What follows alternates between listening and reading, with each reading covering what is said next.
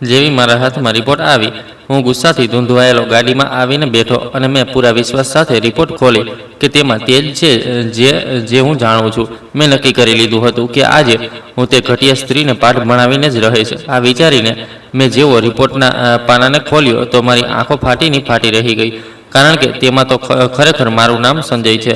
હું મારા બહેન ભાઈઓમાં સૌથી નાનો હતો. હું ગામમાં રહેતો હતો.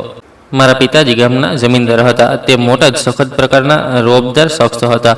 તેમની સખ્તાઈને કારણે જ કોઈની પણ તેમની સામે બોલવાની હિંમત થતી ન હતી. મારા મોટા ભાઈ ખૂબ વધારે ભણી લખી શક્યા નહીં. તેનું કારણ એ હતું કે પપ્પાએ તેમને નાની ઉંમરથી જ જમીનના કામકાજમાં લગાવીને જવાબદારી સોંપી દીધી હતી. તે આખો દિવસ તડકામાં ગામના જે ખેડૂતો હતા તેમની સાથે કામ કરતા હતા અને પછી સાંજે થાકેલા હારેલા ઘરે આવતા હતા. પરંતુ મારી જિંદગી તેમનાથી થોડી અલગ હતી. મને ભણવા લખવાનો બહુ શોખ હતો, જે કારણે હું દર વખતે બસ કિતાબોમાં જ ખોવાયેલો રહેતો હતો. અને સારી વાત એ હતી કે મારા પપ્પાએ મને ભણવાથી ક્યારેય રોક્યો પણ ન હતો. તેમણે મારી મોટી બહેનોના લગ્ન તેમની યોગ્ય ઉંમર થતાં જ કરી દીધા હતા. પણ ખબર નહીં કેમ દીકરાઓના મામલે તેની જે વિચારસરણી હતી તે કંઈક અલગ જ હતી. તેમણે મોટો જ અજીબ નિયમ પોતાના દીકરાઓ માટે બનાવી રાખ્યો હતો, જે બહુ જ સખત હતો. તેમનું વિચારવું એ હતું કે એક માણસના લગ્ન ત્યારે જ થવા જોઈએ જ્યારે તે સંપૂર્ણ રીતે જવાબદાર ન થઈ જાય, જેથી તે ઘર ગૃહસ્થીની જવાબદારીને સારી રીતે સંભાળી શકે. અને જ્યાં સુધી એવું ન થઈ જાય ત્યાં સુધી તેના લગ્ન કરવા ન જોઈએ. મારા મોટા ભાઈ જ્યારે 32 વર્ષની ઉંમરના થવાના હતા ત્યારે ક્યાંય જઈને મારા પપ્પાએ તેમના લગ્ન વિશે વિચાર્યું હતું. આ પહેલાં તો ઘરમાં કોઈ પણ જો તેમના લગ્નને લઈને સવાલ જવાબ કરી દેતું તો તે કોઈ મોટા ગુના જેવો સમજાતો હતો. પપ્પા, હવે મારી પણ ઉંમર 31 વર્ષ થઈ ગઈ છે ને, અને પછી આસપાસના બધા લોકો મને જોઈને અલગ અલગ પ્રકારની વાતો બનાવે છે. ઓછામાં ઓછું હવે તો મારા લગ્ન કરાવી દો. મારા 3જા નંબરવાળા ભાઈએ એક દિવસ હિંમત કરીને પાપાને આ વિશે વાત કરી. તે પણ પપ્પાથી ખૂબ ડરતા હતા. આ જ કારણે આ વાત કરતી વખતે તેમના હાથ ખરાબ રીતે ધ્રુજી રહ્યા હતા અને પરસેવો પણ આવી રહ્યો હતો. મને એવું લાગે છે કે તારી જબાન આજકાલ બહુ ચાલવા લાગી છે. પપ્પાએ ઘૂરીને ભાઈ તરફ જોયું અને નજર તેમના પર જ ટકાવી દીધી. તેમની આંખોમાં તે વખતે દહેશત સાફ દેખાઈ રહી હતી. તું સારી રીતે જાણે છે ને કે તારા બીજા ભાઈઓના લગ્ન પણ આ જ ઉંમરે થયા. તારા પણ આ જ ઉંમરે થશે જેમાં તેમના થયા. આ પહેલાં જો તે લગ્નનું નામ લીધું તો પછી સમજી લેજે મારાથી ખરાબ કોઈ નહીં હોય. પણ પપ્પા, ગામના અમારા સમયવસ્ત બધા છોકરાઓના લગ્ન થઈ ચૂક્યા છે. લોકો જ્યારે પણ મને જુએ છે તો જાત જાતની વાતો બનાવે છે કે જુઓ, જમીનદારના દીકરા કુંવારા બેઠા છે. ભાઈએ ગભરાતા એકવાર ફરી નજર ઝુકાવીને ખચકાતા જવાબ આપ્યો, પણ તેની સાથે જ તે ડરથી થોડો પાછળ હટી ગયા. એક વાત કાન ખોલીને સાંભળી લે. મને કોઈની વાતોથી કોઈ મતલબ નથી, કારણ કે મારો નિર્ણય પથ્થરની લકીર છે અને આ મારું ઘર. મારા જીવતે જીવ મારા જ નિયમ કાયદા કાનૂન પર ચાલશે, ના કે લોકોની વાતો પર. પાપાને પોતાના કડક અંદાજમાં નિર્ણય સંભળાવ્યો અને વાસણને જોરથી મેજ પર પછાડીને ત્યાંથી ચાલ્યા ગયા. આ પછી ચારે બાજુ ખામોશી છવાઈ ગઈ હતી. કોઈની પણ હિંમત ન થઈ કે તે પપ્પાના નિર્ણયની વિરુદ્ધ એક પણ શબ્દ પોતાના મોઢામાંથી કાઢી શકે. આ બધું જોઈને હવે હું બહુ સારી રીતે સમજી ગયો હતો કે જ્યારે હજી મારા મોટા ભાઈઓના લગ્ન જ નથી થયા તો પછી મારો નંબર ક્યાંથી હજી આવી જશે. મારા વારામાં તો હજી બહુ મોડું હતું, કારણ કે હું સૌથી નાનો હતો અને મારાથી મોટા તો હજી 2 ભાઈ જ કુંવારા બેઠા હતા. એટલા માટે પછી મેં મારું બધું ધ્યાન મારા ભણવા લખવા પર લગાવવાનું શરૂ કરી દીધું. હું રાત્રે મોડે સુધી વાંચતો રહેતો અને પરીક્ષા થતી તો સારા માર્ક્સથી પાસ પણ થતો. પણ જ્યારે હું મારી યુવાન અવસ્થામાં આવ્યો તો મારી વિચારવાની રીત થોડી બદલાઈ ગઈ અને આ જ કારણે હું ખોટા રસ્તે જતો રહ્યો. મારી હોસ્ટેલની જિંદગી અને ત્યાં જે દોસ્તો મળ્યા તેમની ખોટી સંગતે મને બરબાદીની મંજિલ તરફ પહોંચાડી દીધો. હું મારા લાગણીઓ પર કાબૂ ન રાખી શક્યો અને ભૂલો પર ભૂલો કરતો ગયો, જે કારણે મેં ન માત્ર પોતાને શારીરિક રૂપથી પણ માનસિક રૂપથી પણ સંપૂર્ણ રીતે બરબાદ કરી ચૂક્યો હતો. જ્યારે મારાથી મોટાવાળા ભાઈને લગ્ન થયા હતા તે વખતે મને એક એવી સચ્ચાઈનો સામનો કરવો પડ્યો જે મારા માટે બહુ ખોફનાક હતી, કારણ કે હું હવે એક એવો ઇન્સાન બની ચૂક્યો હતો જે ક્યારેય પણ સંતાનની ખુશીને મહેસૂસ ન કરી શકતો હતો. આ કેવી તીખી અને ભયાનક સચ્ચાઈ હતી જેણે મારી જિંદગીની બધી ખુશીઓ અને મારા ભવિષ્યને લઈને સજાવેલા બધા સોનેરી સપનાઓને છીનવી લીધા હતા. આ બધું વિચારીને હું દિવસ રાત ઘૂંટાવા લાગ્યો હતો. ખરેખર મને મારા આવા હાલાતોની ખબર ત્યારે પડી જ્યારે પાણી માથા ઉપરથી પસાર થઈ ચૂક્યું હતું અને આ એવી ચીજ હતી જેના વિશે હું ન તો કોઈની સાથે વાત કરી શકતો હતો અને ન જ ઘરમાં કોઈની મદદ લઈ શકતો હતો. પણ મને તે વખતે સમજ જ નહોતી આવી રહી કે હું શું કરું. એટલા માટે મેં સૌથી છુપાઈને શહેરના ઘણા બધા ડૉક્ટરો અને આયુર્વેદિક દવા આપનારા લોકોના ક્લિનિકના ચક્કર લગાવ્યા. પણ હું જ્યાં પણ ગયો મને દરેક જગ્યાએથી માત્ર નિરાશા જ મળી. હું અત્યાર સુધી જે પણ પૈસા પોતાની મહેનતથી જમા કર્યા હતા તે બધું જ મેં મારા ઈલાજ પર બરબાદ કરી દીધું હતું. પણ અફસોસ કે મને કોઈ ફાયદો ન થયો. સંજય, તમારી રિપોર્ટ્સ નોર્મલ નથી. એક મશહૂર ડૉક્ટરે મારી રિપોર્ટને મારી સામે રાખતા મોટી જ ગંભીરતાથી કહ્યું, ડૉક્ટર સાહેબ, તમે શું કહેવા માગો છો? તમારી વાતનો શું મતલબ છે? શું હું ક્યારેય ઠીક પણ નથી થઈ શકતો? મેં ગભરાયેલા અવાજમાં તેમને પૂછ્યું. તે વખતે મારો ગળો ડરના માર્યા સુકાઈ રહ્યો હતો. જુઓ સંજય, તમે તમારી ઉંમરના સૌથી ખાસ પડાવ પર તમારી હેલ્થ સાથે જે ચેડા કર્યા છે તેણે જ તમને સંપૂર્ણ રીતે બરબાદ કરી દીધા છે, અને જે કારણે તમે હવે ક્યારેય પણ સંતાનની ખુશી નહીં જોઈ શકો. હું ચાહું તો તમને ખોટી તસલ્લી પણ આપી શકતો હતો, પણ હું એવું નહીં કરું. અને સચ્ચાઈ એ જ છે કે જે હું માનું છું કે તમારા માટે બહુ કડવી છે. અને એક વાત હું તમને વધુ જણાવી દઉં, મેડિકલ સાયન્સના હિસાબથી તમારું ઠીક થવું હવે લગભગ નામુમકિન છે. ડૉક્ટરના આ શબ્દો મારી છેલ્લી ઉમ્મીદને તોડી ગયા અને મારું દિલ છલણી થઈ ગયું. ડૉક્ટરે મને સંપૂર્ણપણે નાઉમ્મીદ કરી દીધો હતો. હું હવે મારા સંતાનનો ચહેરો ક્યારેય નહીં જોઈ શકું, અને ન જ હું મારી પત્નીને તે ખુશીઓ આપી શકીશ. આ મારી સૌથી મોટી ખામી હતી, પણ આનું કારણ હું જ હતો. અને એટલા માટે હું મારી આ ખામીને આખી દુનિયા અને ખાસ કરીને મારા ઘરવાળાઓથી હંમેશા માટે છુપાવવા માંગતો હતો. આ સચ્ચાઈના ખુલાસા પછી હું રાતભર જાગતો રહેતો હતો અને મારી આવી કિસ્મત પર રડતો હતો. બહારથી જોવાથી હું હટ્ટાકટ્ટા અને નવયુવાન જેવો દેખાતો હતો, પણ અંદરથી હું સંપૂર્ણ રીતે પોલો અને લાચાર થઈ ચૂક્યો હતો, કારણ કે મારી જિંદગીની અસલી ખુશી તો ખતમ જ થઈ ચૂકી હતી. અને આ બધાનો જવાબદાર કોઈ બીજો નહીં પણ હું પોતે જ હતો. મેં જે નાદાની કરી, જે ભૂલો કરી, જેનું પરિણામ આજે મારે આ હાલતમાં ભોગવવું પડી રહ્યું હતું. મારા દોસ્ત જ્યારે પણ પાર્ટીઓમાં જતા હતા કે કોઈ લગ્ન પ્રસંગમાં જતા હતા તો ત્યાં છોકરીઓની જાતની વાતો કરતા રહેતા હતા અને તેમની સાથે પોતાના ભવિષ્યના સપના પણ સજાવતા હતા. મને આ બધું સાંભળીને બહુ ગૂંગળામણ મહેસૂસ થતી હતી, અને એટલા માટે હું તેમના વચ્ચેથી ઉઠીને જતો રહેતો હતો, જે કારણે તે લોકો મને ઘમંડી અને અકડું સમજવા લાગ્યા હતા. પણ અસલી સચ્ચાઈ તો એ હતી કે હું તો અંદરથી ખરાબ રીતે તૂટેલો અને ડરેલો હતો. મને હવે અવારનવાર આ વાતનો ડર લાગી રહેતો હતો કે ક્યાંક કોઈ દિવસ મારા મોઢામાંથી કંઈક એવું ન નીકળી જાય જેનાથી મારો આ રાજ બધાની સામે આવી જાય. જો ભૂલથી પણ કોઈને આ ખબર પડી ગઈ તો પછી હું તો કોઈને મોઢું દેખાડવા કાબિલ પણ નહીં બચીશ. મારી આ સચ્ચાઈ મારી સૌથી મોટી કમજોરી બની ચૂકી હતી. હું જે કોલેજમાં ભણતો હતો ત્યાં ક્લાસની દરેક છોકરી અને છોકરો મારા ટેલેન્ટના કાયલ હતા, કારણ કે હું હંમેશા મારી ક્લાસમાં ટોપ કરતો હતો. ત્યાંના શિક્ષકો મારી જ મિસાલ આપતા હતા. મેં મારી આ કમીને છુપાવવા માટે કિતાબોનો સહારો લઈ લીધો હતો. હું દિવસ રાત ભણવામાં ખોવાયેલો રહેતો હતો, જેથી કોઈ પણ મારી વ્યક્તિગત જિંદગી વિશે વધારે વાતચીત ન કરે. આ ક્લાસમાં એક છોકરી ભણતી હતી જેનું નામ ગાર્ગી હતું. તે બહુ જ સાધારણ, સુંદર અને ઇન્ટેલિજન્ટ સ્ટુડન્ટ હતી. તે એક ભણેલા ગણેલા પરિવારમાંથી આવતી હતી. મારી ખામોશી અને ટેલેન્ટેડ પર્સનાલિટીએ ગાર્ગીને મારી તરફ આકર્ષિત કરી દીધી હતી. તે મને પસંદ કરવા લાગી હતી. એટલા માટે બહાનું બનાવીને તે અવારનવાર મારી સાથે વાત કરવાની કોશિશ કરતી. ક્યારેક તે નોટ્સ માંગવાના બહાને મારી પાસે આવતી, તો ક્યારેક કોઈ લેક્ચર પર દલીલ કરવાના બહાને મારી સાથે મળવા ઝૂલવાનું કરતી. સંજય, શું તું મને આ પ્રોજેક્ટ પર થોડી મદદ કરી શકે છે? કારણ કે મને આ થિયરી બિલકુલ પણ સમજાતી નથી. ગાર્ગીએ એક દિવસ લાઇબ્રેરીમાં ટેબલ પાસે ઊભા રહીને મોટા જ પ્રેમભર્યા અંદાજમાં પૂછ્યું. તેના અવાજમાં એક અજીબ ગભરાહટ હતી. મારી પાસે સમય નથી. એવું કર, તું કોઈ બીજાની હેલ્પ લઈ લે. મેં મારી કિતાબ પરથી નજર હટાવ્યા વિના જ મોટા જ ઠંડા અને રોખા અંદાજમાં તેને કહ્યું, પણ સંજય, આ ટોપિક સૌથી બેસ્ટ તે જ તૈયાર કરીને આપ્યો છે. સરે જ મને આ વિશે જણાવ્યું હતું, અને એટલા માટે તેમણે જ મને સૂચન કર્યું કે હું આના પર તને પૂછી લઉં.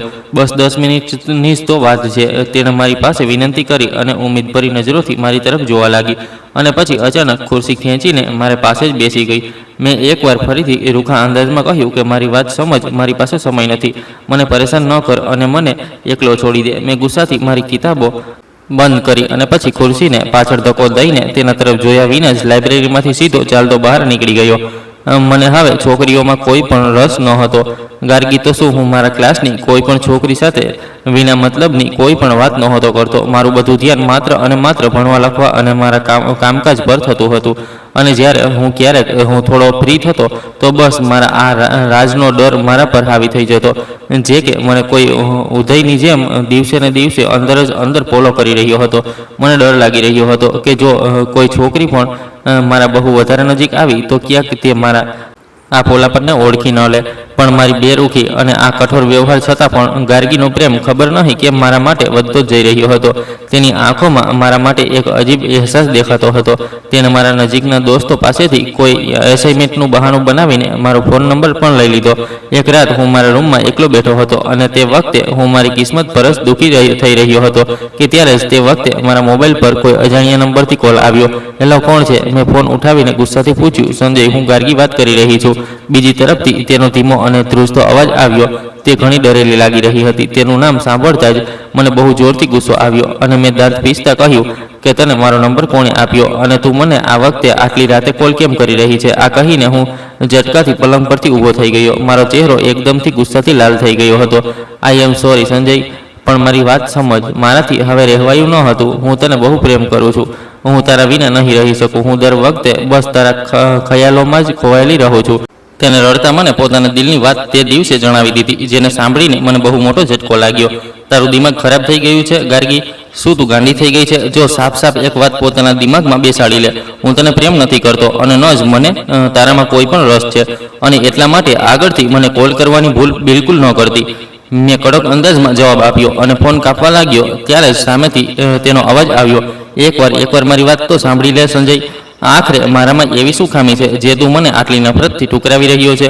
તે સતત રડી રહી હતી અને તેના અવાજમાં ઊંડું દર્દ હતું. જો ગાર્ગી, તું મને પ્રેમ કરે છે તો પછી આ તારી પ્રોબ્લેમ છે, મારી પ્રોબ્લેમ નથી. મેં બીજાનું ઠેકું નથી લીધું. તારી જે મરજી હોય તે બધું તું કર, પણ મને ફરી ક્યારેય કોલ ન કરતી. મેં મોટા જ ઠંડા અંદાજમાં જવાબ આપ્યો અને ગુસ્સાથી ફોન કાપી નાખ્યો. આ પછી પણ ગાર્ગીએ હાર ન માની. તે દરરોજ કોલેજમાં મારી સામે આવીને ઊભી થઈ જતી. તેની આવી હરકતો મને અંદરથી વધુ ડરાવી રહી હતી. મને સમજમાં નહોતું આવી રહ્યું કે હું આ છોકરીની મારો પીછો કઈ રીતે છોડાવું. સંજય, આજે હું તારા માટે મારા હાથોથી લંચ બનાવ્યું છે. બીજા દિવસે જ્યારે તે કોલેજના ગ્રાઉન્ડમાં એક ટિફિન લઈને મારી સામે ઊભી હતી તો મોટા સ્મિત સાથે તેણે પોતાના હાથનું બનાવેલું ખાવાનું મારી સામે રજૂ કર્યું. તેના ચહેરા પર એક માસૂમ સ્મિત હતું. મને ભૂખ નથી લાગી અને તને સમજમાં નથી આવતું. મારા માટે આ બધું કરવાનું બંધ કરી દે. તું કેમ પોતાનો સમય ફોકટમાં બરબાદ કરી રહી છે? મેં ટિફિન તરફ જોયા વિના જ આગળ વધવાની કોશિશ કરી. સંજય, સાંભળતો ખરી, એકવાર બસ થોડુંક ખાઈ લે. હું સવારમાં બહુ વહેલી ઉઠીને એટલી મહેનતથી તારા માટે લંચ તૈયાર કર્યું છે, માત્ર તારા માટે. તેના અવાજમાં ઊંડું દર્દ હતું અને પોતાપણું પણ, જે મને વધુ ચીડચીડીયો બનાવી રહ્યું હતું, કારણ કે હું તેના પોતાપણાને લાયક ન હતો. આખરે તું શું ચાહે છે? તને મારી વાત એકવારમાં સમજમાં કેમ નથી આવતી? મેં તને કહી દીધું છે જેને કે મારે નથી ખાવું તો નથી જ ખાવું. તું જાણી બૂજીને મને પરેશાન કરી રહી છે અને અહીં બધાની સામે મારો તમાશો બનાવી રહી છે. મેં ટિફિનને જોરથી એક ઝટકામાં તેના હાથમાંથી ખેંચ્યું અને પછી પાસે રાખેલા એક ડસ્ટબિનમાં ફેંકી દીધું. આ જોઈને તેની આંખોમાંથી આંસુ વહેવા લાગ્યા અને તેનો ચહેરો એકદમ સફેદ પડી ગયો. તેણે સન્નાટાની હાલતમાં મને જોયો. તેની નજરોમાં તે વખતે દુઃખ હતું અને કદાચ ગુસ્સો પણ તેણે મારી સાથે કંઈ પણ ન કહ્યું અને ચૂપચાપ ત્યાંથી ચાલી ગઈ. મને તેના પર દયા તો આવી, પણ છતાં પણ મેં મારા દિલને પથ્થર કરી લીધું. હું જાણતો હતો કે હું તેને તે ખુશી નહીં આપી શકું જેની તે હકદાર છે. એક સ્ત્રીને જે ખુશી જોઈએ છે તે મારી પાસે તો હતી જ નહીં. એટલા માટે હું એ જ ચાહતો હતો કે તે મારાથી નફરત કરવા લાગે. હું પોતાને તેની નજરમાં ખરાબ સાબિત કરવા માંગતો હતો જેથી તે મને છોડી દે. થોડા દિવસો પછી તે મને કેન્ટીનમાં પાસે મળી ગઈ. તેની આંખો રડવાના કારણે સોજી ગઈ હતી અને તે ખરાબ રીતે વેરવિખેર લાગી રહી હતી. આ તે પહેલી વાળી ગાર્ગી નહોતી જે હંમેશા હસતી મુસ્કુરાતી કલ્લવ કરતી દેખાતી હતી. સંજય, મારી વાત તો સાંભળ. હું ત્યાં સુધી ઇંતજાર કરીશ જ્યાં સુધી તને મારાથી પ્રેમ નહીં થઈ જાય છે. હું જાણું છું કે તું અંદરથી એટલો સખત નથી જેટલો તું ઉપરથી દેખાડો કરવાની કોશિશ કરી રહ્યો છે. તેણે મારો રસ્તો રોકતા મારી આંખોમાં જોઈને કહ્યું, સાફ સાંભળી લે, મને તારાથી ક્યારેય પણ પ્રેમ નહીં થાય. તું પોતાનો સમય અને પોતાની લાગણીઓ ફોકટમાં બરબાદ કરી રહી છે, એટલા માટે મારાથી દૂર રહે. મેં ગુસ્સાથી તેને ઘૂરતા કહ્યું અને તેની સામેથી હટીને જવા લાગ્યો. જો તને કોઈ બીજી છોકરી પસંદ છે કે પછી તારી સગાઈ ક્યાંક બીજી જગ્યાએ થઈ ચૂકી છે તો પછી મને એકવાર તારું પૂરું સત્ય જણાવી દે ને. હું પોતે જ તારા રસ્તા પરથી હટી જઈશ અને આગળ ક્યારેય પણ તને મારો ચહેરો નહીં દેખાડું. તેણે લાચાર થઈને મારી તરફ જોયું. તેની આંખોમાં જે છેલ્લી ઉમ્મીદ હતી તે દમ તોડી રહી હતી. આ મારી જિંદગી છે અને મારી મરજી છે. હું જેને ચાહું લગ્ન કરું કે ન કરું. તું કોણ હોય છે આ વિશે નિર્ણય કરનારી? તારે મારી જિંદગીમાં દખલ અંદાજી કરવાની કોઈ જરૂર નથી. તું કોઈ પણ નથી જે મારી વ્યક્તિગત વસ્તુઓને લઈને મારી સાથે સવાલ જવાબ કરે. મેં સ્પષ્ટ શબ્દોમાં તેને સમજાવી દીધું, પણ હું તારા સિવાય કોઈ બીજા વિશે વિચારી પણ નથી શકતી સંજય. મારી જિંદગી તારા વિના અધૂરી છે. તેના આંસુ વહેવા લાગ્યા હતા. તેનું આ રીતે રડવું મને વધુ ગુસ્સો અપાવી રહ્યું હતું. તું જ્યાં ચાહે લગ્ન કરી લે, પણ મારો ઇંતજાર કરવા માટે ન બેસતી, કારણ કે હું તારાથી ક્યારેય પણ કોઈ પણ હાલતમાં લગ્ન નહીં કરું. સમજી ગઈ? હું તેને રડતી મૂકીને ત્યાંથી ઝડપથી ચાલી ગયો. મેં પાછળ વળીને પણ ન જોયું, કારણ કે હું જાણતો હતો કે જો હું એકવાર પણ પાછળ ફરીને જોઈ લીધું તો તે કોઈ પણ ખોટી ઉમ્મીદ પાડી શકતી હતી. મેં કોલેજમાંથી મારું ભણતર પૂરું કર્યું અને પછી આગળનું ભણતર કરવા માટે હું મોટી યુનિવર્સિટીમાં જતો રહ્યો. મેં મારું શહેર પણ બદલી નાખ્યું. મને લાગ્યું હતું કે કદાચ હવે એવું કરવાથી ગાર્ગીથી મારો જીવ છૂટી જશે, અંતર તેના પ્રેમને ખતમ કરી દેશે અને તે મને ભૂલી જશે. ત્યાં યુનિવર્સિટીનું માહોલ ખૂબ જ અલગ હતો. ત્યાંનો ભણવા લખવાનો તરીકો અને રિસર્ચ ઘણી જટિલ હતા, જે કારણે હું બહુ વ્યસ્ત થઈ ગયો હતો. પણ મારો ભૂતકાળ અને મારા કાળા કરતૂતો હંમેશા એક છાયાની જેમ મારી સાથે હતા. હું ક્યાંય પણ જતો રહેતો હતો, પણ મારો તે ડર મારી સાથે જ રહેતો હતો. સંજય, તું યુનિવર્સિટીમાં પણ હંમેશા એકલો જ રહે છે. ક્યારેક કોઈની સાથે બેસીને થોડી ગપસપ પણ કરી લે કે ન જ તું ક્યારેક કોઈ ટ્રીપ પર ગયો છે? મારા એક નવા ક્લાસમેટે કેફેટેરિયામાં મારી પાસે બેસતા પૂછ્યું. નહીં, મને બસ એકલા સારું લાગે છે. ભીડભાડ અને ફોકટની વાતોથી મારું દિમાગ ખરાબ થવા લાગે છે. મેં કિતાબ પરથી વિના નજર હટાવીએ રૂખો જવાબ આપ્યો. અરે યાર, એવું તો થઈ જ ન શકે.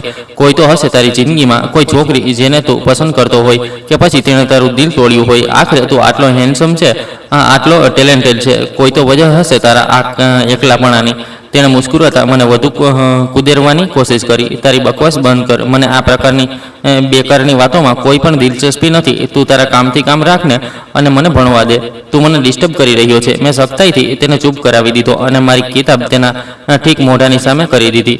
તે મારા આ કડવા વ્યવહાર પર હેરાન રહી ગયો અને પછી ત્યાંથી ઉઠીને ચાલી ગયો. આ પછી તેણે ફરી ક્યારેય પણ મારી સામે મારી વ્યક્તિગત જિંદગી વિશે કોઈ સવાલ ન કર્યો. મેં મારી આસપાસ એક એવી ઊંચી અને મજબૂત દિવાલ ઊભી કરી લીધી હતી જેને પાર કરવું હવે કોઈના બસમાં ન હતું. યુનિવર્સિટીમાં પહેલા સેમેસ્ટર દરમિયાન એક દિવસ મારા ફોન પર એક મેસેજ આવ્યો. તે એક અજાણ્યા નંબરથી હતો, પણ તે મેસેજ જે રીતે લખાયો હતો તેને વાંચતા જ હું ઓળખી ગયો કે આ કોનો મેસેજ છે.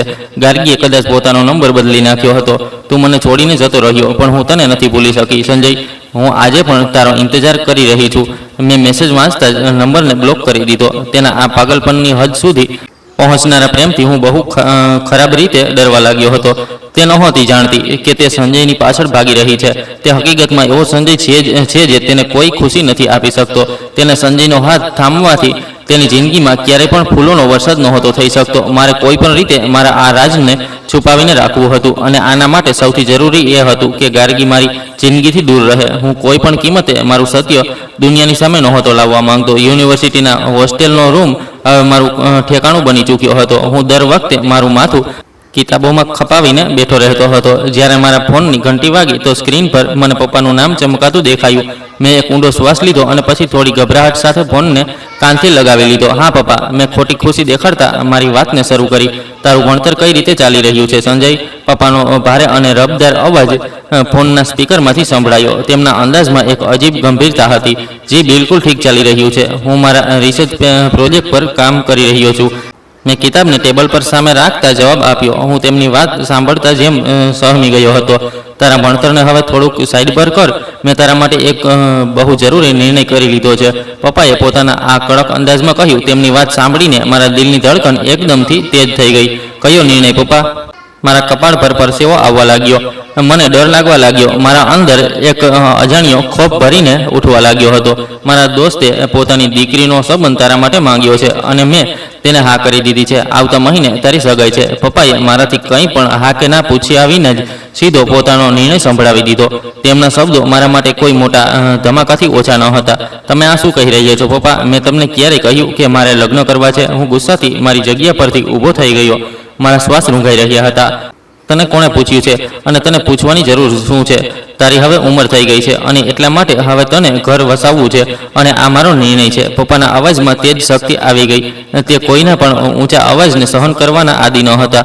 પણ પપ્પા, હું આ લગ્ન નહીં કરું. તમે મને પૂછ્યા વિના આટલો મોટો નિર્ણય કઈ રીતે લીધો છે? મેં ઊંચા અવાજમાં જવાબ આપ્યો, પણ ડરના માર્યા તે વખતે મારું શરીર સંપૂર્ણ રીતે પરસેવાથી ભીંજાઈ ચૂક્યું હતું. તારી હિંમત કઈ રીતે થઈ મારા નિર્ણયની સામે બોલવાની, સંજય? પપ્પાએ જોરથી ગર્જના કરતા મારી સામે કહ્યું. તેમનો ગુસ્સો 7મા આસમાન પર પહોંચી ચૂક્યો હતો. હું સાફ સાફ જણાવી દઉં છું પપ્પા કે મારે લગ્ન નથી કરવા, અને તે છોકરીથી તો બિલકુલ પણ નથી કરવાના. તમે તમારા દોસ્તને ના પાડી દો. મેં સાફ શબ્દોમાં નિર્ણય સંભળાવી દીધો અને ફોન કાપીને પલંગ પર ફેંકી દીધો. હું ગુસ્સાથી ધ્રુજી પણ રહ્યો હતો અને ડરના માર્યા પરસેવાથી ભીંજાઈ પણ રહ્યો હતો. લગ્નનું નામ સાંભળતા જ મારો જીવ નીકળી ગયો હતો. હું મારું આ રાજ કોઈ પણ હાલતમાં દુનિયાની સામે નહોતો લાવવા માંગતો. થોડીવાર પછી મને મારા મોટા ભાઈનો કોલ આવ્યો. તું પાગલ થઈ ગયો છે સંજય? પાપા સાથે આ રીતે કઈ રીતે વાત કરી શકે છે? તે ગુસ્સાથી બોખલાઈ રહ્યા હતા. ભાઈના અવાજમાં ભયંકર પરેશાની અને હેરાની હતી. તો હું શું કરું ભાઈ? મેં કહી દીધું છે ને કે મારે લગ્ન નથી કરવાના. તો બસ નથી કરવાના. મેં પરેશાન થતાં મારું માથું પકડી લીધું. મારા માથાની બધી નસો ખરાબ રીતે દુખવા લાગી હતી. સંજય, તારા બાકીના ભાઈઓની આદતો તોય આવી બિલકુલ ન હતી. જ્યારે તેમનો વારો આવ્યો તો તેમણે ચૂપચાપ લગ્ન કરી લીધા હતા. પણ તું આ રીતે બગાવત કેમ કરી રહ્યો છે? ભાઈએ મને સમજાવવાની કોશિશ કરી. તેમના અંદાજમાં ઉલઝન હતી. મારી જિંદગી તે બધાથી અલગ છે અને તમે મારી તે લોકો સાથે સરખામણી ન કરો. મને તેમનાથી કોઈ લેવા દેવા નથી. તમે બસ મને મારા હાલાત પર છોડી દો. હું ઠીક છું. આ અંદાજમાં મેં જવાબ આપ્યો અને પછી તેમનો ફોન પણ કાપી નાખ્યો. બીજા દિવસે પપ્પા પોતે હોસ્ટેલ આવી ગયા. તેમના ચહેરા પર ભયંકર ગુસ્સો દેખાઈ રહ્યો હતો. તે મારા રૂમમાં આવ્યા અને ખુરશી પર બેસી ગયા. તે મારું માથું ઝુકાવી દીધું છે. સંજય, પૂરા સમાજમાં મારી શું ઇજ્જત રહી જશે જો મેં મારા દોસ્તને જવાબ આપી દીધો? પપ્પાએ અચાનકથી નરમ થતાં મારી તરફ જોયું. તે મને ભાવનાત્મક રીતે બ્લેકમેલ કરવાની કોશિશ કરી રહ્યા હતા. તમારી ઇજ્જતનો વારસો લઈને મારી જિંદગીને બરબાદ ન કરો પપ્પા. હું લગ્નને લાયક નથી. મારો મતલબ છે કે હું હજી માનસિક રીતે લગ્ન કરવા માટે તૈયાર નથી. મેં મારી સચ્ચાઈ જે જવાબમાંથી લપસી ચૂકી હતી તેને પાછી ગભરાતા ઠીક કરતાં મુશ્કેલીથી સફાઈ રજૂ કરી. મારો ચહેરો એકદમથી પીળો પડી ચૂક્યો હતો. આખરે તને તકલીફ શું છે? ભણતો તો તું તારું પૂરું કરી ચૂક્યો છે અને જમીન જાયદાદની તો તારી પાસે કમી નથી. પછી તું લગ્નથી ભાગ કેમ રહ્યો છે? પપ્પાએ મારી આંખોમાં ધ્યાનથી ડોક્યું કરવાની કોશિશ કરી. તેમની તેજ નજરો મને ડરાવી રહી હતી. મેં તમને કહી દીધું ને પપ્પા કે મારે લગ્ન નથી કરવાના. તો બસ તમે મારી સાથે આ રીતે જબરજસ્તી નથી કરી શકતા. મેં નજરો ચોરતા કડક અંદાજમાં કહ્યું. હું કોઈ પણ કિંમતે મારા હથિયાર નાખવા તૈયાર ન હતો. જો તે છોકરી સાથે લગ્ન ન કર્યા તો પછી હું તને મારી પ્રોપર્ટીમાંથી બેદખલ કરી દઈશ. પપ્પાએ પોતાનો છેલ્લો મોહરો ચલાવ્યો. તેમનો ચહેરો ગુસ્સાથી લાલ હતો. જી બિલકુલ કરી દો મને બેદખલ. મને તમારી પ્રોપર્ટીમાં તેમ પણ કોઈ રસ નથી. પણ સાંભળી લો, હું લગ્ન નહીં કરું તો નહીં જ કરું. મેં મોટી જ બેશરમી અને ઢીઠ જવાબ આપ્યો. પપ્પાએ આ સાંભળતા જ ખાઈ જનારી નજરોથી મને જોયો અને ઉઠીને રૂમમાંથી ચાલ્યા ગયા. મેં રાહતનો શ્વાસ લીધો, પણ મારી પરેશાનીઓ હજી અહીં જ ખતમ નહોતી થઈ.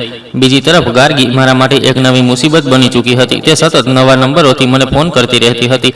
એક રાત જ્યારે હું મારા લેપટોપ પર કામ કરી રહ્યો હતો ત્યારે જ તેનો કોલ આવ્યો. મેં અનનોન નંબર જોયો એટલે ઉઠાવી લીધો. સંજય, મારી વાત એકવાર સાંભળી લે, નહીંતર હું મારી જિંદગીને અલવિદા કહી દઈશ. ગાર્ગીનો રડતો અવાજ સાંભળીને હું એકવાર ફરીથી ગુસ્સાની આગમાં સળગવા લાગ્યો હતો.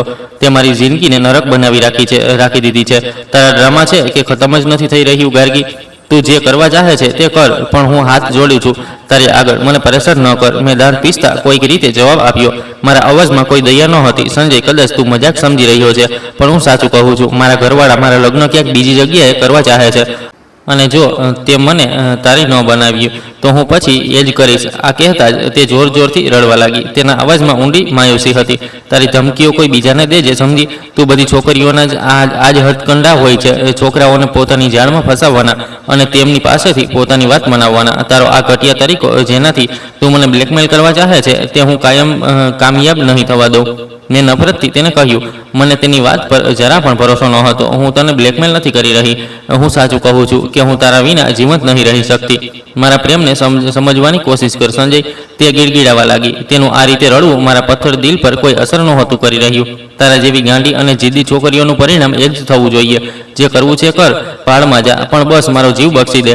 મેં મોટી જ બેદર્દીથી ફોન કાપ્યો અને તે તે વાળો નંબર પણ બ્લોક કરી દીધો. મને લાગ્યું કે તે માત્ર મને ખોટી ધમકીઓ આપી રહી છે, પણ આ મામલો એટલો સીધો ન હતો જેટલો હું સમજી રહ્યો હતો. ગાર્ગીના મા બાપ પણ જાણતા હતા કે તે મને પસંદ કરે છે અને મારા કારણે જ તે પોતાના સંબંધ માટે ટામટોળ કરી રહી છે. 2 દિવસ પછી કેફેટેરિયામાં જ્યારે હું બેઠો હતો તો એક વૃદ્ધ શખ્સ મારી સામે આવીને ઊભા થઈ ગયા. તેમના ચહેરા પર ભારે થાક અને પરેશાની દેખાઈ રહી હતી. બેટા, હું ગાર્ગીનો પિતા છું. તેમણે ગભરાયેલા અવાજમાં મને પોતાની ઓળખ જણાવી, જેને સાંભળીને મારા રૂંવાટા ઊભા થઈ ગયા. હું ખરાબ રીતે ગભરાઈ ગયો હતો, પણ મેં પોતા પર કાબૂ કર્યો અને મારા ચહેરાના ભાવને બિલકુલ શાંત રાખ્યો. જી બેસો, જણાવો, હું તમારી શું મદદ કરી શકું છું? મેં ખુરશી તેમની તરફ સરકાવતા થોડા ચીડચીડા અંદાજમાં કહ્યું. હું જાણી બૂજીને અજાણ્યો બની રહ્યો હતો. બેટા, તું મારી દીકરી સાથે લગ્ન કરી લે, તે તારા કારણે ગાંડી થઈ રહી છે. અંકલે બેસતા જ મારી આગળ હાથ જોડી દીધા. તેમની આંખોમાં આંસુ હતા. તમે આ શું કહી રહ્યા છો અંકલ? જુઓ, મેં ક્યારેય પણ તમારી દીકરીને કોઈ સપનું નથી દેખાડ્યું, પણ તે પોતે જ મારી પાછળ પડી છે. મેં તેમના હાથોને પકડીને તેમને શાંત કરવાના અંદાજમાં કહ્યું. મને તેમની આવી હરકત પર બહુ જોરથી ગુસ્સો આવવા લાગ્યો હતો. બેટા, સમજવાની કોશિશ કર. મારી દીકરી ક્યાંય બીજી જગ્યાએ લગ્ન નથી કરવા ચાહતી. મારી એક જ દીકરી છે. જો તેના તારી સાથે લગ્ન ન થયા તો તે મરી જશે. મારા પર દયા કર. આ કહીને તે રડી પડ્યા.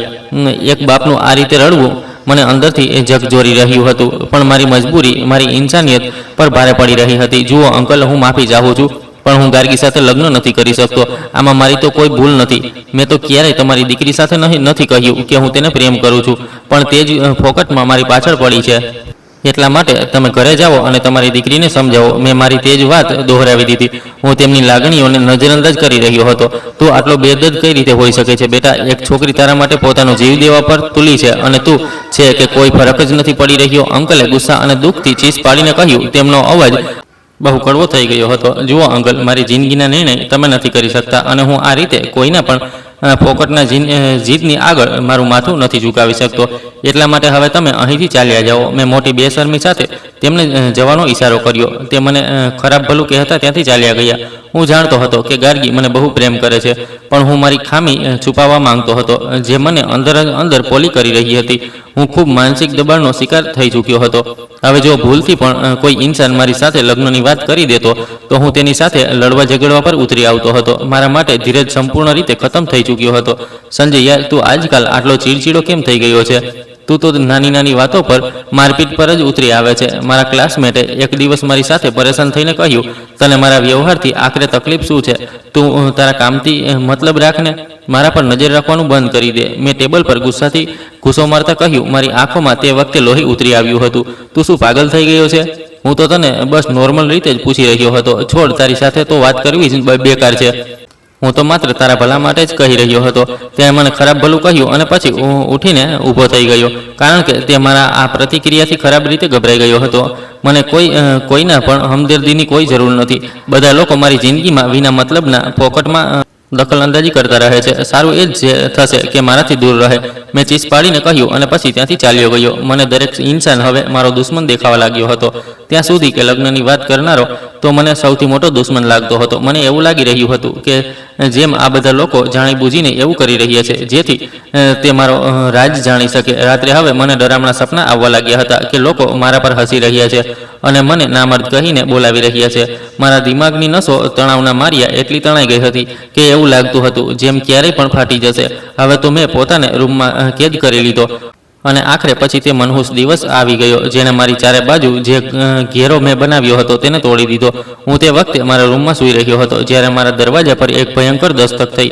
ગભરાતા મેં દરવાજો ખોલ્યો તો સામે હોસ્ટેલનો ચોકીદાર ઊભો હતો. સંજય, નીચે કોઈ વૃદ્ધ માણસ છે જે તને મળવામાં આવ્યો છે. તેની હાલત બહુ ખરાબ લાગી રહી છે, ચોકીદારે જલ્દીથી જણાવ્યું. તેના ચહેરા પર ભયંકર પરેશાની હતી. મેં નીચે જઈને જોયું તો તે ગાર્ગીના પિતા ઊભા હતા. તેમના કપડાં અસ્તવ્યસ્ત હતા અને ચહેરો પણ આંસુઓથી ભીનો હતો. શું થઈ ગયું છે હવે? તમે અહીં કેમ આવી ગયા છો? મેં તેમના પાસે જઈને બોલ્યો. જુઓ, હું કોઈ બીજો તમાશો નથી કરવા માંગતો. તેમણે મારી વાતને અનસુણી કરી દીધી અને બોલ્યા, બેટા, મારી દીકરી મરી રહી છે, જેનું કારણ તું છે. તેણે આજે તે પગલું ઉઠાવ્યું છે જે તેને ક્યારેય નહોતું ઉઠાવવું જોઈતું. તેમણે એકદમથી આગળ વધીને મારો ગિરેબાન પકડી લીધો અને જોરથી રડવા લાગ્યા. તેમનો અવાજ ચારે બાજુ ગૂંજી રહ્યો હતો.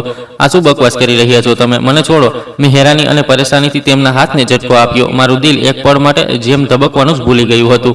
તે આ વખતે હોસ્પિટલમાં છે અને જિંદગી અને મોતની વચ્ચે ઝૂલી રહી છે. અંકલનો અવાજ આ કહેતા ભરાઈ આવ્યો હતો. તે ત્યાં જમીન પર પડીને ખરાબ રીતે રડવા લાગ્યા. તો આમાં હું શું કરું? આ તો તેનો પોતાનો નિર્ણય છે ને. મેં તો તેને નથી કહ્યું કે તે આ બધું કરે. મેં પોતાને સંભાળતા કડક અંદાજમાં જવાબ આપ્યો. હું મારા નિર્ણય પરથી પાછળ હટવા નહોતો માંગતો. જુઓ બેટા, જો મારી દીકરી મરી ગઈ તો પછી હું તને જિંદગીભર માફી નહીં કરું. તું ક્યારેય પણ સુકૂનથી નહીં રહી શકે. મારી દીકરીના મોતનો આરોપ તારા માથા પર હશે. તે જોરથી ચીસ પાડ્યા અને મને આંગળી દેખાડતા કોસવા લાગ્યા. તેમની દરેક વાત મારા દિલ પર હથોડાની જેમ લાગી રહી હતી. જુઓ અંકલ, હું કોઈના માટે પણ જવાબદાર નથી. તમે અહીંથી ચાલ્યા જાઓ. મેં ચોકીદારને ઈશારો કર્યો કે તે તેમને અહીંથી બહાર કાઢી મૂકે. ગાર્ગીના પિતા તો ચાલ્યા ગયા, પણ તેમના શબ્દો મારા દિલમાં ફરવા લાગ્યા હતા. આખરે મારાથી રહેવાયું નહીં. મારા પર એક અજીબ ઉલઝન છવાઈ ગઈ હતી. મેં મારી બાઇકની ચાવી ઉઠાવી અને હોસ્ટેલમાંથી બહાર નીકળી ગયો. મારું લક્ષ્ય શહેરની તે હોસ્પિટલ હતી જ્યાં પર ગાર્ગી જિંદગી અને મોતથી લડી રહી હતી. આખા રસ્તે મારા દિમાગમાં જાત જાતના ખ્યાલ આવતા રહ્યા કે ત્યાં પહોંચીને હું તેને શું કહીશ, તેના ઘરવાળા મારા ત્યાં પહોંચવા પર શું પ્રતિક્રિયા આપશે. પણ હું તે બધી વાતોથી અલગ થઈને બસ કોઈક રીતે હોસ્પિટલ પહોંચવા માંગતો હતો. મારી બાઇકની રફતાર ઘણી તેજ હતી. હોસ્પિટલ પહોંચીને મેં રિસેપ્શન એરિયામાં આઈસીયુનો રસ્તો પૂછ્યો. મારા શ્વાસ ઘણા તેજ ચાલી રહ્યા હતા. આઈસીયુની બહાર ગાર્ગીના મા બાપ અને અમુક સગા સંબંધી ઊભા હતા. અંકલે મને જોયો તો ગુસ્સાથી મારી તરફ પગલાં વધાર્યા. તું હવે અહીં શું લેવા આવ્યો છે? શું તું હવે અહીં મારી દીકરીના મોતનો તમાશો જોવા આવ્યો છે? તેમણે રડતા મારા પર ચીસ પાડવાનું શરૂ કરી દીધું. તેમની પત્ની પણ પાગલોની જેમ રડી રહી હતી. અંકલ, મને બસ એકવાર ગાર્ગીને જોવા દો. પ્લીઝ મને અંદર જવા દો. મેં પહેલીવાર મારા ઘમંડને છોડીને તેમની સામે વિનંતી કરી. મારા અવાજમાં એક નરમાઈ હતી. નહીં, તું અંદર નથી જઈ શકતો. તારા કારણે જ તે આ હાલતમાં પહોંચી છે. ચાલ્યો જા અહીંથી. ગાર્ગીની માએ આગળ વધીને મને પાછળ ધક્કો દઈ દીધો. તેમની આંખોમાં મારા માટે ભયંકર નફરત હતી. હું જાણું છું કે મેં ભૂલ કરી છે, પણ તમે મને માત્ર એકવાર તેની સાથે વાત કરવા દો. કદાચ મારી વાત સાંભળીને તેની હાલત કંઈક ઠીક થઈ જાય. મેં વિનંતી કરી. હું તે વખતે કોઈ પણ રીતે ગાર્ગી સુધી પહોંચવા માંગતો હતો. તે લોકો મને રોકી રહ્યા હતા, પણ હું પછી જબરજસ્તી આઈસીયુના દરવાજા તરફ ગયો અને નર્સે દરવાજો ખોલ્યો અને મને અંદર આવવાનો ઈશારો કર્યો. ગાર્ગીના મા બાપને મજબૂરન પાછળ હટવું પડ્યું. મેં ઊંડો શ્વાસ લીધો અને પછી આઈસીયુમાં પહોંચી ગયો. ત્યાં મશીનોનો અવાજ ઘણો તેજ ગૂંજી રહ્યો હતો અને સામે પલંગ પર ગાર્ગી બિલકુલ બેસુધ સૂતી હતી. તેની ગરદન પર ઊંડા નિશાન પડ્યા હતા અને તેનો ચહેરો પણ સફેદ હતો. આંખોની આસપાસ કાળા કુંડાળા પડી ચૂક્યા હતા. તેને આવી હાલતમાં જોઈને મારા અંદર ખબર નહીં શું તૂટવા લાગ્યું હતું. મારું પથ્થર દિલ મોમ જેવું થવા લાગ્યું. હું તેની પાસે પલંગ પાસે બેસી ગયો અને ચૂપચાપ તેના ચહેરાને જોવા લાગ્યો. મેં ક્યારેય વિચાર્યું પણ ન હતું કે કોઈ મારા માટે આ હદ સુધી પણ જઈ શકે છે. મારી જીદ અને ઘમંડે એક માસૂમ જાનને મોતની દહેલીજ પર લાવીને ઊભી કરી દીધી હતી. મેં પછી સ્ટૂલ ખેંચીને તેની પાસે જ બેસી ગયો અને તેના હોશમાં આવવાની રાહ જોવા લાગ્યો. આઈસીયુમાં એક અજીબ ખામોશી હતી. હું ખુરશી પર શાંત બેઠો હતો અને એક ટક ગાર્ગીના ચહેરાને જોઈ રહ્યો હતો. ઘણીવાર વીત્યા પછી તેની બંધ પાંપણોમાં હળવી હરકત થઈ. હું એકદમથી આગળ તરફ નમ્યો. ગાર્ગીએ ધીમે ધીમે આંખો ખોલી અને ખાલી નજરોથી છતને જોવા લાગી. પછી તેની નજર મારા પર પડી અને આંખોમાં આંસુ આવી ગયા. તું કેમ આ બધું કરી રહી છે ગાર્ગી? તે આવું કેમ કર્યું? મેં કડક અંદાજમાં તેને પૂછ્યું. મારા ચહેરા પર ગુસ્સો અને ઉલઝન સાફ દેખાઈ રહી હતી. જો તું મને નહીં મળે તો હું સાચે જ મરી જઈશ સંજય. હું તારા વિના નથી જીવી શકતી. તેણે મોટી જ કમજોર અવાજમાં કહ્યું અને તેના આંસુ ગાલ પર પડવા લાગ્યા. ગાંડી છોકરી, તને અંદાજો પણ છે કે તારી બેવકૂફીના કારણે તારા મમ્મી પપ્પાની શું હાલત છે? તે બહાર રડી રહ્યા છે. મેં તેના મા બાપની તકલીફનો અહેસાસ તેને અપાવવાની કોશિશ કરી. હું અંદરથી હવે પણ આ સંબંધથી ભાગવા માંગતો હતો. મને માત્ર તારી પરવાહ છે સંજય. મેં મોતને આટલું નજીકથી જોયું છે, પણ મને છતાં પણ માત્ર તારો ખ્યાલ આવી રહ્યો હતો. તેણે મારી આંખોમાં જોતા પોતાના પ્રેમની ગહેરાઈ પર મને યકીન અપાવવાની કોશિશ કરી. તેના અવાજમાં જીદ હતી. મને અંદાજો થઈ ગયો છે કે આ છોકરી હવે કોઈ પણ હાલતમાં પાછળ હટવાની નથી. તેનો જુનૂન મારી વિચારસરણીથી પણ વધુ ઊંડો હતો. મેં ઊંડો શ્વાસ લીધો અને નિર્ણય કર્યો કે હવે સમય આવી ચૂક્યો છે કે હું મારું સૌથી ભયાનક રહસ્ય તેની સામે ખોલું. કારણ કે આજ એકમાત્ર તરીકો હતો જેનાથી હું તેને મારાથી દૂર કરી શકતો હતો. ઠીક છે, તું મારી સાથે લગ્ન કરવાની જીદ કરી રહી છે ને? પણ શું તું મારા વિશે બધું જાણે છે? મેં પલંગ પાછળ સીધા બેસતા કહ્યું. મારી નજર તેના ચહેરા પર ટકેલી હતી. હું બધું જાણવા માટે તૈયાર છું. તું બસ મને જણાવે કે શું જાણવા ચાહે છે. તારી દરેક સચ્ચાઈને હું દિલથી સ્વીકાર કરીશ. તેણે વિના કોઈ ખચકાહટના તરત જવાબ આપ્યો. તેના અંદાજમાં બહુ ભરોસો હતો. સારું, જો તને મારો રાજ ખબર પડી જાય તો પછી તું પોતે જ લગ્નથી ઇનકાર કરી દઈશ અને મારાથી નફરત કરવા લાગીશ. મેં તેને માનસિક રીતે તૈયાર થવા માટે એક ઈશારો આપ્યો. મને પૂરો ભરોસો હતો કે સચ્ચાઈ સાંભળતા જ તે મારાથી દૂર ભાગી જશે. હું મોતના મોઢામાંથી પાછી આવીશું. સંજય, મને કોઈ પણ ચીજથી ડર નથી લાગતો. હું તમને દરેક હાલતમાં અપનાવવા માટે તૈયાર છું. તે હળવેકથી મારી તરફ વળતા બોલી, સારું, તો પછી ધ્યાનથી સાંભળ. મારી સચ્ચાઈ એ છે કે હું એક નામર્દ છું. મેં વિના કોઈ ખચકાહટના સીધું આ કડવું સત્ય તેના મોઢા પર દઈ માર્યું. મારા અવાજમાં ગુસ્સો હતો. ગાર્ગીની આંખો હેરાનીથી ફેલાઈ ગઈ. તે અમુક પળો માટે બિલકુલ પથ્થરની થઈ ગઈ. હું તને તે ખુશી અને તે જિંદગી નથી આપી શકતો જે કે કોઈ બીજો પુરુષ પોતાની પત્નીને આપી શકે. હું નથી ચાહતો કે તું હંમેશા મારી સાથે ઘૂંટીને જીવે. એટલા માટે હું અત્યાર સુધી લગ્નથી ના પાડી રહ્યો હતો. મેં તેને મારી સચ્ચાઈની ગંભીરતાનો અહેસાસ અપાવ્યો. હું તેના ચહેરા પર નફરતના હાવભાવ જોવાની રાહ જોઈ રહ્યો હતો. પણ આ પછી જે થયું તેણે મને હેરાન કરીને રાખી દીધો. ગાર્ગીના ચહેરા પર હેરાની ધીમે ધીમે એક સુકૂનભરી મુસ્કરાહટમાં બદલાવા લાગી. તેણે પોતાના આંસુ લૂછ્યા અને પછી મારી તરફ બહુ પ્રેમભરી નજરોથી જોયું. પ્રેમ તો પ્રેમ હોય છે સંજય. પ્રેમમાં આ જરૂરી નથી કે જિંદગી સંપૂર્ણ રીતે જીવવામાં આવે. પ્રેમમાં તો માત્ર પ્રેમથી જીવવામાં આવે છે. ગાર્ગીએ મોટા જ નરમ અંદાજમાં જવાબ આપ્યો. તેની વાતોએ તો મારા દિમાગને હલાવીને રાખી દીધું હતું. શું તું પાગલ થઈ ગઈ છે? તને સમજમાં નથી આવી રહ્યું કે મેં હજી તને આ શું કહી રહ્યો છું? હું તને કોઈ પણ રીતે તારી કોઈ પણ જરૂરિયાત ક્યારેય પૂરી નહીં કરી શકું. મેં ઝૂંઝલાઈને એકવાર ફરીથી ઊંચા અવાજમાં કહ્યું. મને તેની આવી બેવકૂફી ભરી વાત પર બહુ ગુસ્સો આવી રહ્યો હતો. સંજય, મને કોઈ જરૂર નથી. મારી સૌથી મોટી જરૂર તો તું જ છે. અને જો તું આ હાલતમાં પણ મને મળી જઈશ ને તો પણ હું પૂરી જિંદગી ખુશી ખુશી ગુજારી દઈશ. તેણે મારા હાથ પર પોતાના હાથ રાખતા મને ભરોસો અપાવ્યો. તેનું આ રીતે અડવાનો અહેસાસ મને એક પળ માટે અજીબ લાગ્યો. પણ પછી મારા દિમાગમાં જેમ મોટો ઝટકો લાગ્યો. મેં વિચાર્યું કે જો આ છોકરી મને આ હાલતમાં પણ લગ્ન કરવા માટે તૈયાર છે તો પછી આનાથી સારું બીજું શું હોઈ શકે છે? મારી સૌથી મોટી મુશ્કેલી તો આ આસાન થઈ ગઈ હતી. મને એવી પત્ની મળી રહી હતી જે મારો રાજ જાણતી હતી અને તેને સ્વીકાર કરવા પણ તૈયાર હતી. આ રીતે મારી ખામી હંમેશા માટે એક રાજ જ રહેશે અને મારા ઘરવાળા પણ મારા પર વધુ દબાણ નહીં બનાવી શકે. મારા સ્વાર્થે તરત આ સોદેબાજીને સૌથી ઉત્તમ મોકો સમજ્યો. શું તું સાચે જ મારો આ રાજ છુપાવીને મારી સાથે જિંદગી ગુજારવા માટે તૈયાર છે? મેં આ વાતને પાકું કરવા માટે છેલ્લી વાર પૂછ્યું. મારા અંદાજમાં સખ્તાઈ હતી પણ શંકા હજી પણ બાકી હતી. હા સંજય, હું વચન આપું છું કે આ રાજ હંમેશા અમારા બંનેની વચ્ચે રહેશે અને હું દુનિયાની સૌથી સારી પત્ની બનીને દેખાડીશ. તેણે ખુશીથી કહેતા કહ્યું. હું આઈસીયુમાંથી બહાર નીકળીને ગાર્ગીના પિતાને તસલ્લી આપી અને તેમને જણાવ્યું કે હું ગાર્ગી સાથે લગ્ન માટે તૈયાર છું. આ સાંભળતા જ તે પણ ખુશીથી ઉછળી પડ્યા. હું ત્યાંથી સીધો મારા ગામ તરફ નીકળ્યો. હવે મારે મારા પપ્પાની સામે એક નવું ડ્રામા ઊભું કરવું હતું. ગામ પહોંચીને હું સીધો પપ્પાના રૂમમાં ગયો. તે વખતે બીડી પી રહ્યા હતા. પપ્પા, મેં નિર્ણય કરી લીધો છે કે હું હવે લગ્ન કરવા માટે તૈયાર છું. મેં તેમની સામે ઊભા થઈને વિશ્વાસથી કહ્યું. તેમણે બીડી એક તરફ ફેંકી અને હેરાનીથી મારી તરફ જોયું. આ તો બહુ ખુશીની વાત છે સંજય. મને ખબર હતી કે તું મારી વાત જરૂર માનીશ. હું આજે જ તારી લગ્નની વાત મારા દોસ્તની દીકરીથી નક્કી કરીને આવું છું. પપ્પાના ચહેરા પર એક જીતભરી મુસ્કરાહટ ફેલાઈ ગઈ. નહીં પપ્પા, હું લગ્ન તો કરીશ પણ મારી એક શરત છે. હું તમારા દોસ્તની દીકરી સાથે લગ્ન નહીં કરું. મેં તરત તેમની વાત કાપી અને મારો નિર્ણય સંભળાવ્યો. જેને સાંભળીને તેમનો ચહેરો ગુસ્સાથી લાલ થઈ ગયો. આ તો શું બકવાસ કરી રહ્યો છે? મેં મારા દોસ્તને જબાન દઈ ચૂક્યો છું અને હવે હું મારી કહેલી વાતને પાછી નથી લઈ શકતો. તેમણે ગુસ્સાથી મારી તરફ ઘૂર્યું. હું મારી ક્લાસમેટ ગાર્ગી સાથે લગ્ન કરીશ. જો તમારે મારું વસેલું ઘર જોવું છે તો પછી મારી પત્ની માત્ર અને માત્ર ગાર્ગી જ હશે. હું તેની સાથે જ મારી પરિણીત જિંદગી શરૂ કરીશ. નહીંતર પછી હું આખી જિંદગી કુંવારો જ રહીશ અને એમ જ મરી જઈશ. મેં સ્પષ્ટ શબ્દોમાં મારો નિર્ણય તેમની સામે સંભળાવી દીધો. તું મારી ઇજ્જતને માટીમાં મેળવી રહ્યો છે. એક બિરાદરીની છોકરીને હું મારી વહુ કઈ રીતે બનાવી લઉં? પપ્પાએ ઊંચા અવાજમાં ચીસ પાડતા કહ્યું. તેમનો અવાજ સાંભળીને મારી મા અને મોટા ભાઈ પણ રૂમમાં આવી ગયા. આ મારી જિંદગીનો નિર્ણય છે પપ્પા. મેં તમારી વાત માની લીધી છે. હવે તમારે પણ મારી આ વાત માનવી પડશે. હું મારી વાત પર અડગ રહ્યો. ઘણીવાર સુધી દલીલ થઈ. ઝેણીલા તાણા મારવામાં આવ્યા. ભાઈ અને માએ પપ્પાને સમજાવીને કોશિશ કરી. તેમણે ડર હતો કે જો હું ફરી ગયો તો પછી મારા માથા પર ચહેરો ક્યારેય પણ નહીં સજે. આખરે પપ્પાને પોતાની જીદ છોડવી પડી. તે ભયંકર ગુસ્સામાં હતા પણ તેમને મારો નિર્ણય મજબૂરન માનવો પડ્યો. થોડા દિવસો પછી મારા અને ગાર્ગીના લગ્ન બહુ ધામધૂમથી થઈ ગયા. મારા ઘરવાળાઓએ ગાર્ગીને દિલથી અપનાવી લીધી હતી પણ મારા લગ્ન કરવાની ખુશી તેમને બહુ વધારે હતી. વિદાય પછી જ્યારે હું ગાર્ગીને લઈને મારા રૂમમાં આવ્યો તો મને એવું લાગી રહ્યું હતું જેમ મારા છાતી પરથી ઘણા વર્ષોનો ભારે બોજ ઉતરી ગયો હતો. હું બહુ ખુશ હતો કે હવે મારી આ ખામી વિશે કોઈને પણ કંઈ ખબર નહીં પડે.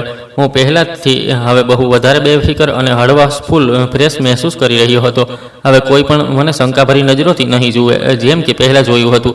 પહેલાં ગામનો દરેક ઇન્સાન અને સગા સંબંધી મારા લગ્ન ન કરવાના વાત પર સવાલ ઉઠાવતા રહેતા હતા, મને જાત જાતના તાણા મારતા હતા.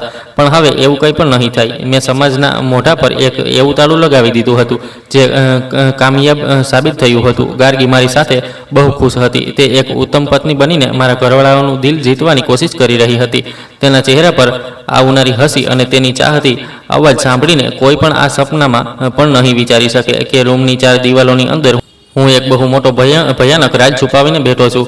અમે પતિ પત્નીની જેમ નહીં પણ 2 સારા દોસ્તોની જેમ એક છત નીચે રહેવા લાગ્યા હતા. ગાર્ગીએ ક્યારેય પણ ભૂલથી મારી કમજોરીનો ઉલ્લેખ કોઈની સાથે નહોતો કર્યો અને ન જ ક્યારેય મને કોઈ પણ ચીજને લઈને પૂછપરછ કરી હતી. મારી જિંદગી મોટી જ સુકૂનથી વીતી રહી હતી. મને લાગવા લાગ્યું હતું કે મારી જિંદગીનો સૌથી ઉત્તમ અને અકલમંદ નિર્ણય હતો ગાર્ગી સાથે લગ્ન કરવું. મેં મારી છુપાયેલી જીત પર દરરોજ પોતા પર ગર્વ મહેસૂસ કરતો હતો, કારણ કે મારો પ્લાન હવે 100% કામયાબ થઈ ચૂક્યો હતો.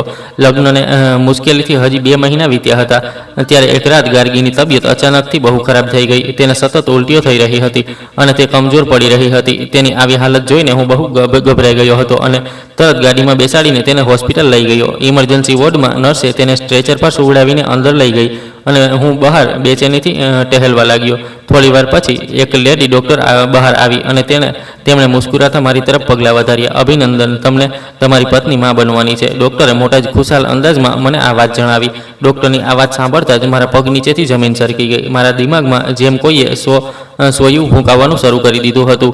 મારા શ્વાસ છાતીમાં અટકી ગયા. મારા પર તો વીજળી પડી ગઈ હતી. હું સારી રીતે જાણતો હતો કે મારામાં શું ખામી છે, મગર પછી આ કઈ રીતે સંભવ હતું? મારા અંદર હવે શંકા પડવા લાગી અને એક ભયાનક તોફાન મારા દિમાગ પર હાવી થઈ ગયું. ગુસ્સા અને બેઇજ્જતીના અહેસાસે મારા લોહીને બાળીને રાખી દીધું. એટલે કે આ સ્ત્રી ચારિત્રહીન જ નીકળી. તેણે મારી સાથે આટલો ઘૃણાસ્પદ દગો કર્યો. જો તે આ હાલતમાં મારી સાથે રહી નહોતી શકતી તો પછી તેણે મારી સાથે ખોટું વચન આપીને મારી સાથે લગ્ન કર્યા જ કેમ હતા? હવે તમે આ બધું શું બકવાસ કરી રહ્યો છો?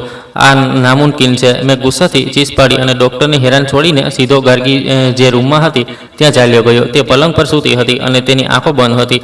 મને જોતાં જ તેણે એક સુંદર સ્મિત આપ્યું, પણ હું તો ગુસ્સાથી બોખલાયેલો હતો. તું એક ચારિત્રહીન અને ઘટિયા સ્ત્રી છે. તે મને દગો આપ્યો. હું તેના પર ફાટી પડ્યો અને તેના હાથને જોરથી પકડીને ઝંઝોડી નાખ્યો. મારી આંખોમાં લોહી ઉતરી આવ્યું હતું. આ તમે શું કહી રહ્યા છો સંજય? મેં આખરે કર્યું શું છે? ગાર્ગી ગભરાઈને ઉઠીને બેસી ગઈ અને ધ્રુજતા અવાજમાં પૂછવા લાગી, સારું, મારી સામે માસૂમ બનવાનું નાટક ન કર. હું બધું સારી રીતે જાણું છું, સમજી? તને શું મને ખબર નથી કે મારામાં શું ખામી છે? તો પછી આ બાળક કોનું છે? તે મારી ઇજ્જતને માટીમાં મેળવીને રાખી દીધી છે. હું જોરથી તેના પર ચીસ પાડ્યો. મારો ગુસ્સો બેકાબૂ થઈ રહ્યો હતો. સંજય, ભગવાન માટે એકવાર મારી વાત તો સાંભળો. એવું કંઈ પણ નથી જેવું તમે વિચારી રહ્યા છો. તેણે મારો હાથ પકડવાની કોશિશ કરી પણ મેં તેને જોરથી ઝટકી દીધો. ચૂપ રહે તું, એક શબ્દ પણ વધુ નહીં સાંભળવો. તે જોરથી રડવા લાગી અને પછી તેણે મારી વાતનો કોઈ જવાબ ન આપ્યો. હું ગુસ્સામાં રૂમમાં ટહેલવા લાગ્યો. મારી મુઠ્ઠીઓ ભીંજાઈ રહી હતી અને પછી આ જ ગુસ્સામાં મેં નિર્ણય સંભળાવ્યો. તારા જેવી ચારિત્રહીન અને પડી ગયેલી સ્ત્રી સાથે હું હવે એક પળ વધુ નહીં રહી શકતો. એટલા માટે હું તને છૂટાછેડા આપીશ.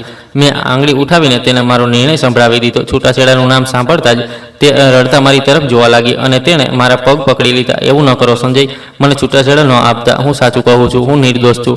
તેને રડતા કહ્યું, મને તારી કોઈ પણ ખોટી કહાની નથી સાંભળવી.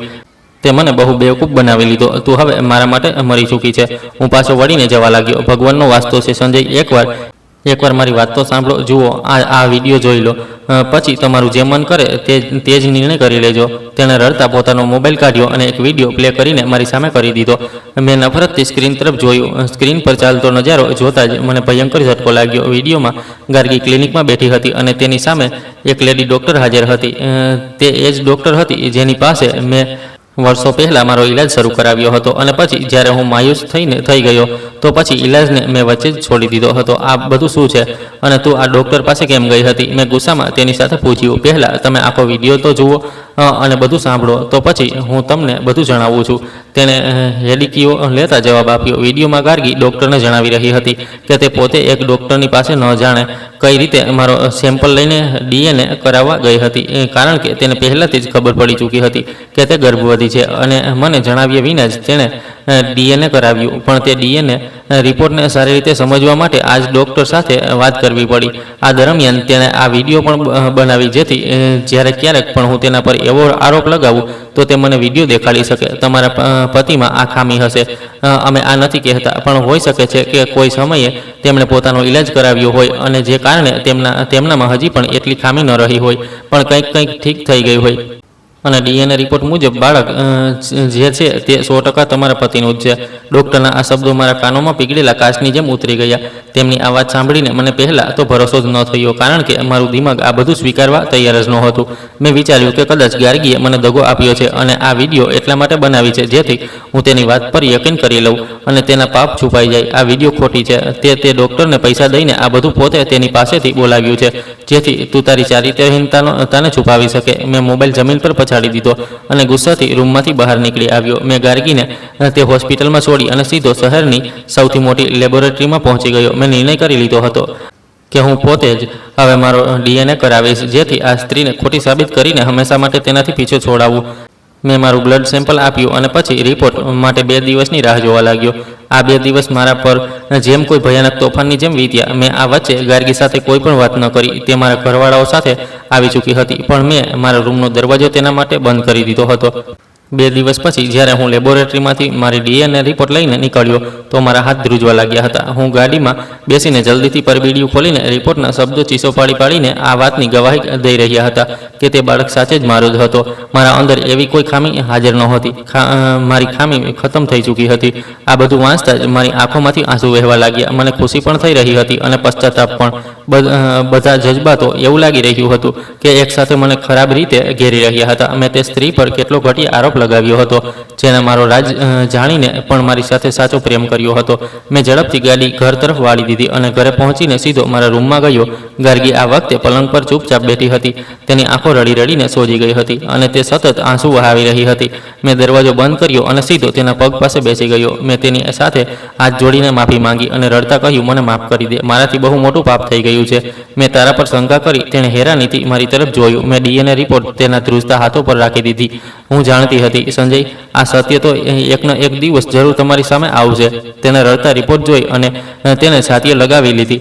પણ આટલો મોટો ચમત્કાર થયો કઈ રીતે? મને તો ડૉક્ટર સંપૂર્ણ રીતે જવાબ દઈ દીધો હતો. મેં મારા આંસુ સાફ કરતા તેની સાથે પૂછ્યું, ભગવાન ક્યારેક પણ સાચા પ્રેમ કરનારાઓને એકલા નથી છોડતા. સંજય, આ બધું તેમની જ મહેરબાની છે. આ કહેતા જ તેના ચહેરા પર મુસ્કુરાહટ ફેલાઈ ગઈ. મેં આ વચ્ચે ગુસ્સાના કારણે જે છૂટાછેડાના કાગળ ગાર્ગીના મોઢા પર દેવા માટે તૈયાર કરાવ્યા હતા તે મારા ખિસ્સામાંથી કાઢ્યા અને તેમને તેની સામે જ ફાડીને ટુકડા કરી દીધા. હું તેના પગમાં પડ્યો હતો અને રડતા બોલ્યો કે આમાં ભૂલ તારી નહીં, મારી જ છે. તે તો મારો કેટલો સાથ આપ્યો તે કહેવા લાગી. નહીં સંજય, ભૂલ તો મારી તે ખામોશીની છે જેને અમને એકબીજાની વિરુદ્ધ જ ઊભા કરી દીધા. મેં તેની સાથે કહ્યું, નહીં ગાર્ગી, પણ હું જ મારી આ ખામીમાં એટલો આંધળો થઈ ગયો હતો કે હું તારા પ્રેમને પણ દગો સમજી બેઠો. આ સાંભળતા જ તેણે મને પ્રેમથી ઉઠાવ્યો અને કહેવા લાગી, પતિ પત્નીના સંબંધમાં દિલમાં જગ્યા હોય છે, પગલામાં નહીં. ગાર્ગીએ મને પોતાની સાથે બેસાડ્યો. પછી મને યાદ આવ્યું કે સાચે જ મેં એકવાર શહેરની તે મોટી ડૉક્ટરથી મારો ઈલાજ શરૂ કરાવ્યો હતો, જેની વિડીયો ગાર્ગીએ મને દેખાડી હતી. એ અમુક મહિના નિયમથી દવાઓ ખાધી હતી, પણ પછી હું બહુ જલ્દી જ માયુસ થઈ ગયો હતો અને ઈલાજ વચ્ચે જ છોડી દીધો હતો. હું નહોતો જાણતો કે તે દવાઓએ ચૂપચાપ પોતાની અસર દેખાડી દીધી અને મારી ખામી દૂર થઈ ગઈ, કારણ કે બાકીના બધા ડૉક્ટરે તો મને સંપૂર્ણ રીતે નિરાશ કરી દીધો હતો અને મને ભરોસો થઈ ગયો હતો કે હું ક્યારે પિતા નહીં બની શકું. મને મારી પત્ની પર બહુ ગર્વ થવા લાગ્યો હતો કે આ સ્ત્રીએ મને મારી ખામી સાથે અપનાવ્યો. તેણે મારી સાથે કોઈ ફરિયાદ ન કરી, કોઈ તાણો ન માર્યો, પણ ભગવાને તેની અચ્છાઈના કારણે મારી ખામીને ન માત્ર છુપાવી દીધી, પણ મને આજે પિતા બનવાની ખુશી પણ આપી દીધી. આ તો ભગવાનનો બહુ મોટો ચમત્કાર હતો કે પછી હું તે ગાર્ગીના ધૈર્ય અને તેની વફાદારીનું જ પરિણામ હતું. તે એક બહુ વફાદાર પત્ની હતી અને હું મારી જ ભૂલોના કારણે આ ખામીનો શિકાર થયો હતો. પણ આજે ગાર્ગીના કારણે જ મને મારી સચ્ચાઈ ખબર પડી શકી હતી. જિંદગીમાં ઇન્સાન બહુ ભૂલો કરે છે, પણ સૌથી મોટી ભૂલ કોઈના પર વિના વિચારે સમજીએ આરોપ લગાવી દેવો હોય છે. મેં તે દિવસે સાચા દિલથી મારી પત્ની પ્રત્યે મારા દિલમાં પ્રેમ મહેસૂસ કર્યો અને મને બહુ ખુશી હતી કે ભગવાને ગાર્ગીને મારી પત્ની બનાવી. દોસ્તો, ઘણીવાર આપણે આપણી વિચારસરણી, શંકા અને અધૂરી જાણકારીના કારણે બીજા ઉપર વગર કારણે આરોપ લગાવી દઈએ છીએ અને આપણી વિચારસરણી મુજબ જ તેમના માટે ધારણા પણ બનાવી લઈએ છીએ અને જે કારણે જે લોકો સાચે જ આપણને મૂલ્ય આપે છે તેમનું જ આપણે દિલ દુખાવી દઈએ છીએ. એટલા માટે ક્યારેય પણ પોતાની વિચારસરણીને એક કિનારે રાખીને આપણે પહેલાં સારી રીતે તપાસ કરી લેવી જોઈએ.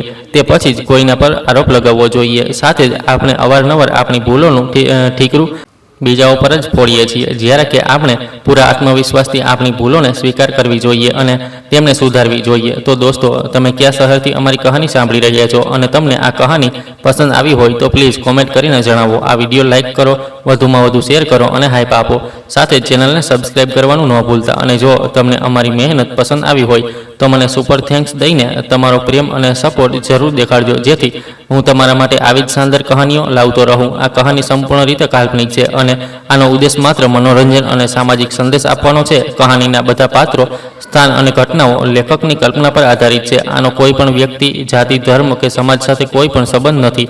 જો કોઈની સાથે કોઈ સમાનતા જોવા મળે છે તો તે માત્ર સંજોગ માનવામાં આવશે. ધન્યવાદ.